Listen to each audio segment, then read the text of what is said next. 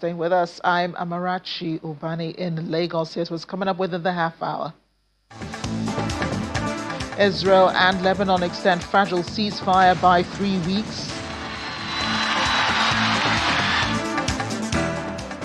U.S. Secretary of War Pete Hegseth urges Iran to make a good and wise deal.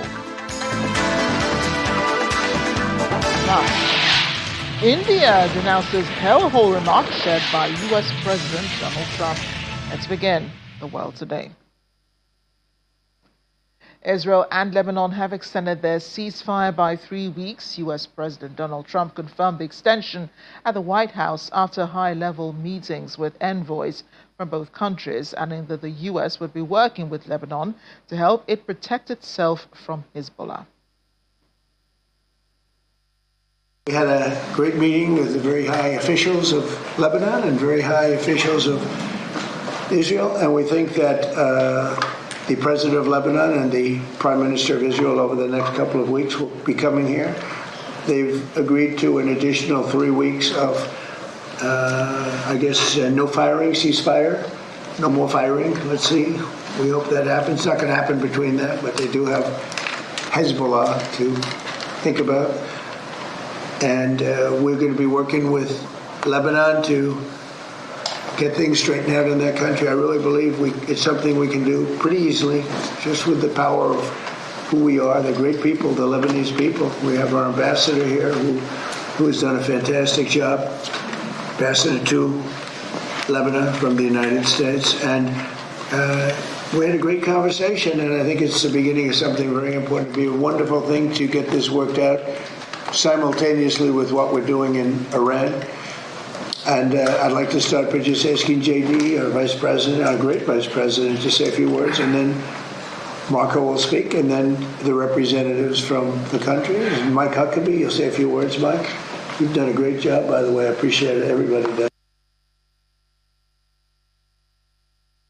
U.S. President Donald Trump. In the meantime, Secretary of War Pete Hegseth has urged Iran to make a good and wise deal, saying the U.S. naval blockade of Iranian ports is growing and going global.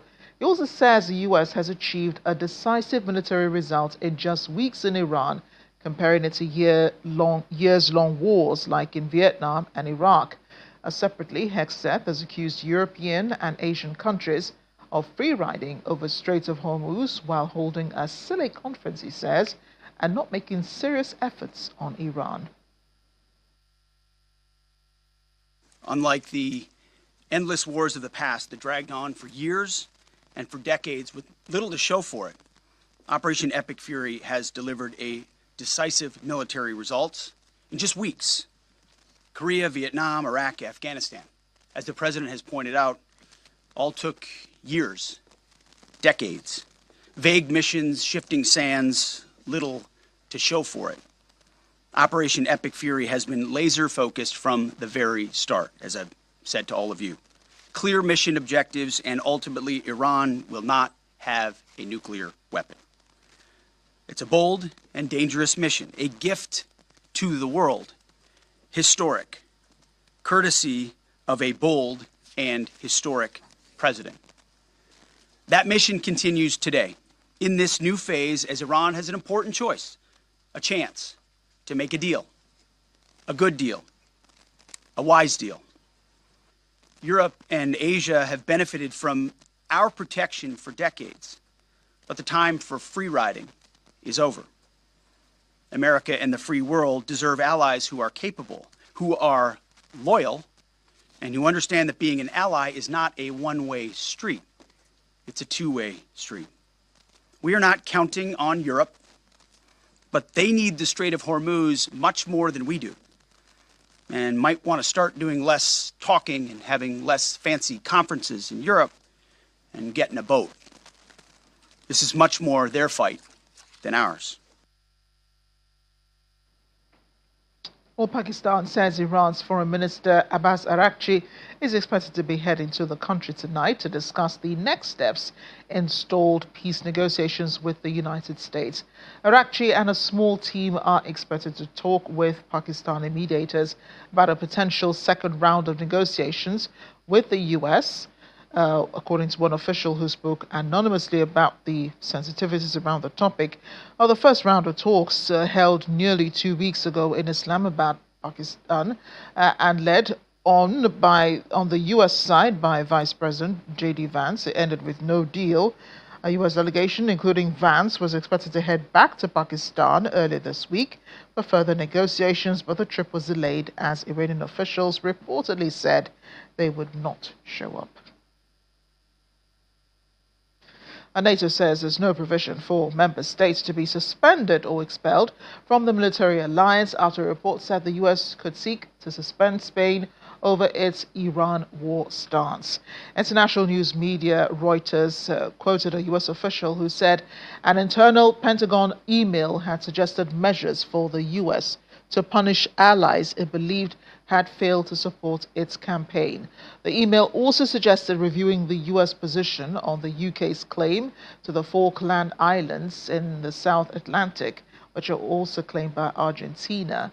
A statement by NATO says the alliance's founding treaty does not foresee any problem or any provision for suspension of NATO membership or expulsion. It also suggests reviewing the U.S. position on the U.K.'s claim to the Falkland Islands in the South Atlantic, which are also claimed by Argentina. In recent times, President Trump has repeatedly criticized NATO allies for their reluctance to play a greater role after the U.S. and Israel attacked Iran in late February, and Iran subsequently restricted shipping through the key Strait of Hormuz. The war in Iran has thrown the world into yet another energy crisis. While some parts of the world are still dealing with higher prices, others are expecting shortages, including Europe. The EU has now called an energy summit and is trying to figure out how to deal with the ongoing situation. Lars Holter is with the Deutsche Welle. He joins me now from Berlin. Lars, great to see you as always. What are you hearing from that summit?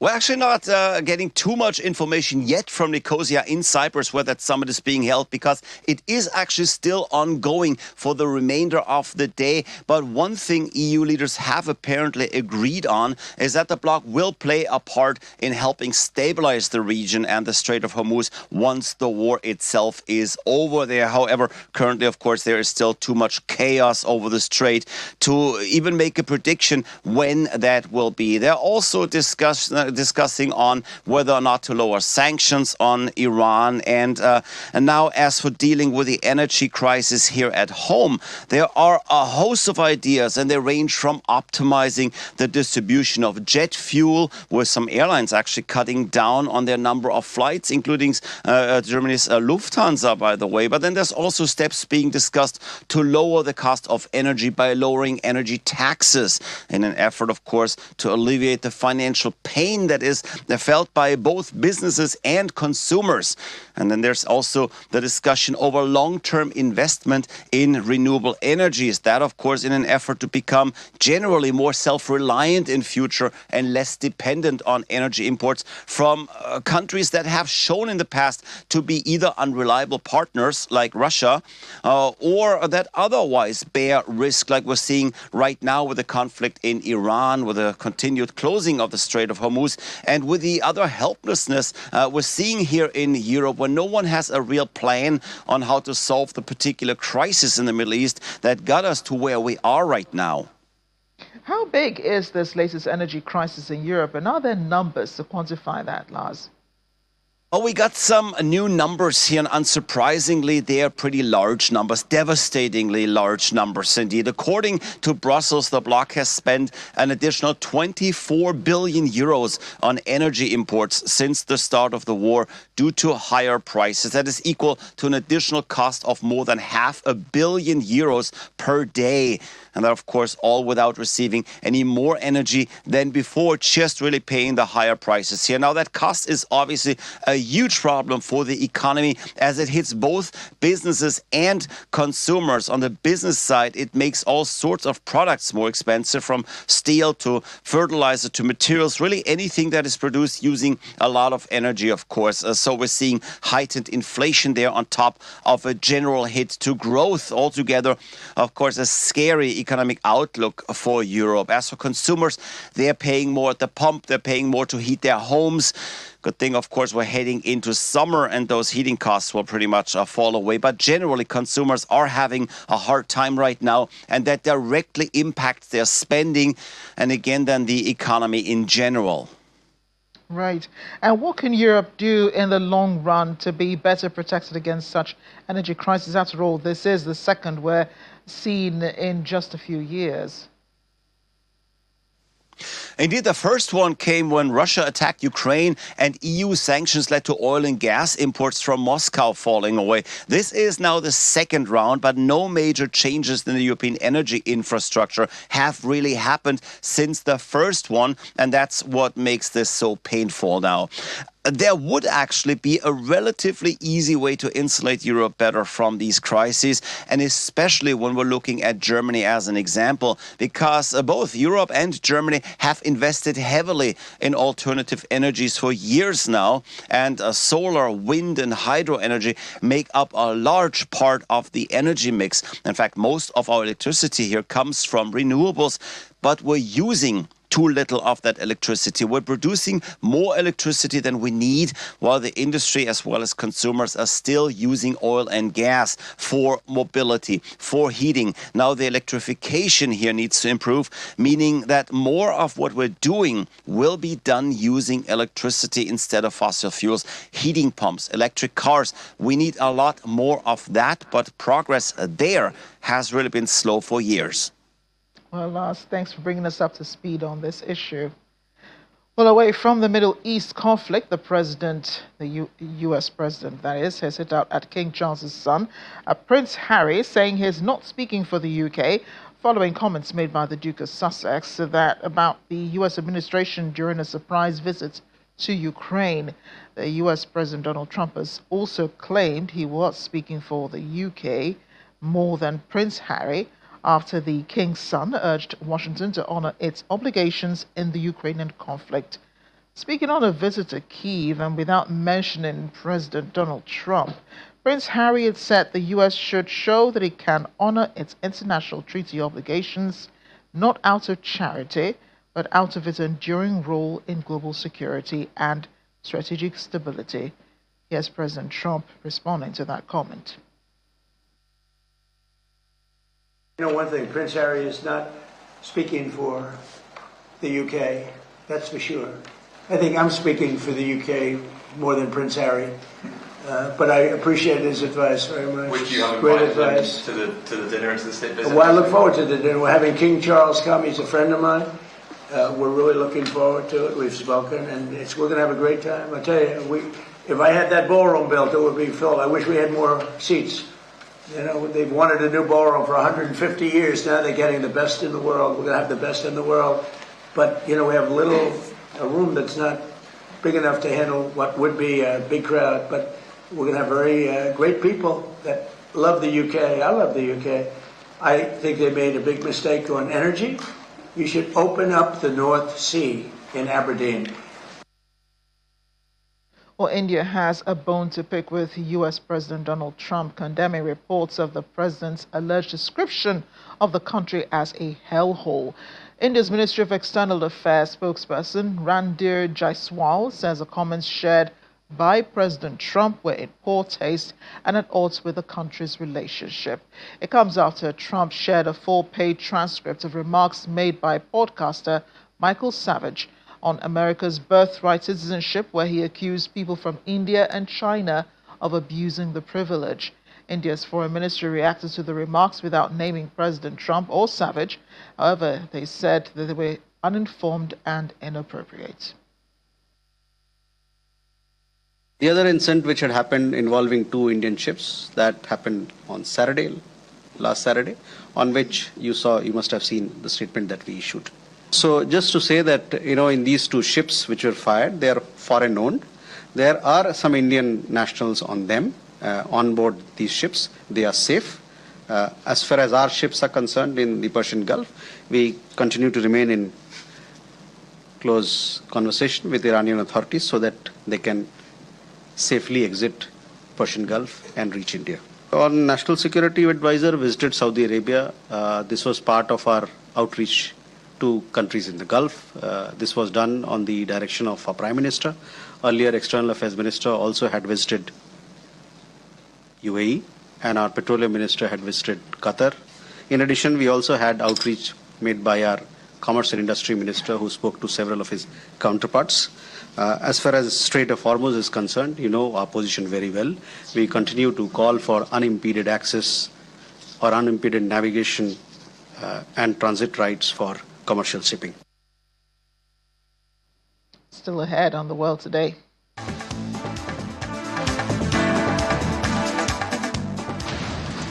Well, the petals are in a blossom. It's spring everywhere else in the world. Stay with us.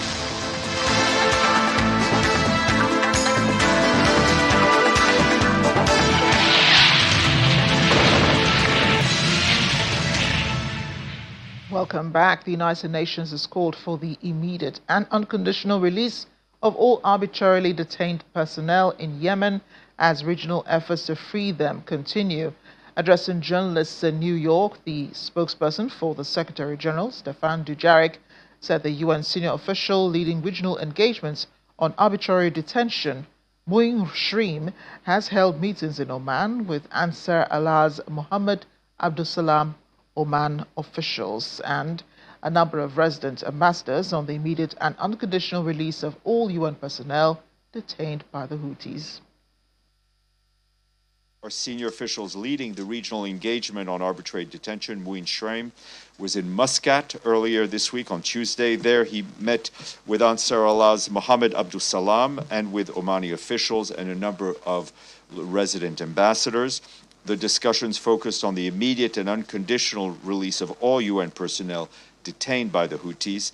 This follows Muin's recent visit to Riyadh, where he met with the president of the Presidential Leadership Council, Rashad al-Halimi, as well as senior Saudi government officials, also ambassadors representing the permanent members of the Security Council. Once again, we call for the immediate and unconditional release of all arbitrarily detained personnel, not only from the UN, but also NGOs, civil society, and diplomatic missions.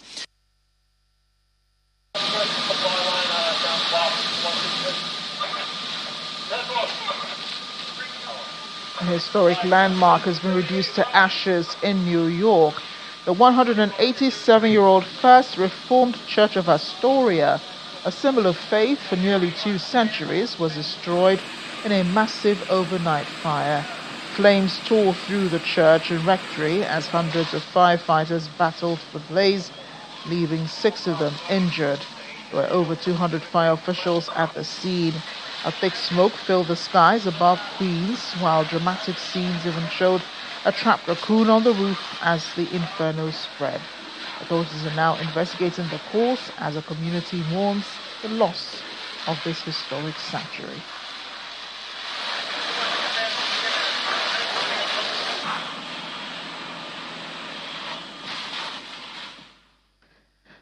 Well, a controversial immigration plan is taking shape in Washington. The Trump administration reportedly considering a major expansion of refugee admissions aimed at bringing more white South Africans into the U.S. The proposal could more than double the current cap as Trump continues to claim Afrikaners face persecution, allegations strongly denied by South Africa's government and civil groups. With thousands already admitted and some even returning home, the plan is sparking fierce debate over race, policy, and the true reality on the ground.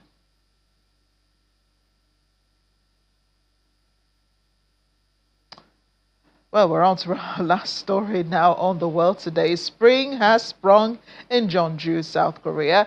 You'll know because those petals are now in full bloom. Look at that red. Or is it crimson? Talking about those flowers on the ground. They're lovely watching them from the sky. They're colored purple, red, soft pink, all blossoming in time for the grand finale of the floral spectacle with azaleas and double cherry blossoms bursting into life. This is a great place to take memorable pictures to keep in your collection. Unlike the waist-high azaleas found elsewhere, the varieties you find here in South Korea tower over the visitors, creating high canopies of vivid red to shield the walking paths from the spring sun. This display features two dominant floral varieties forming a flower tunnel that arches over the walkways. The king cherry blossoms, famous for their dense layers of petals that resemble ruffled dresses, typically bloom 2 weeks after the standard varieties have fallen, extending the season into April. The atmosphere buzzes, with visitors capturing the bloom's fleeting beauty, with blossom season peaking on the last week of April. As the petals eventually begin to fall, the garden prepares for its next transformation, with crepe myrtles set to take the stage for the summer months. So take all the pictures you can.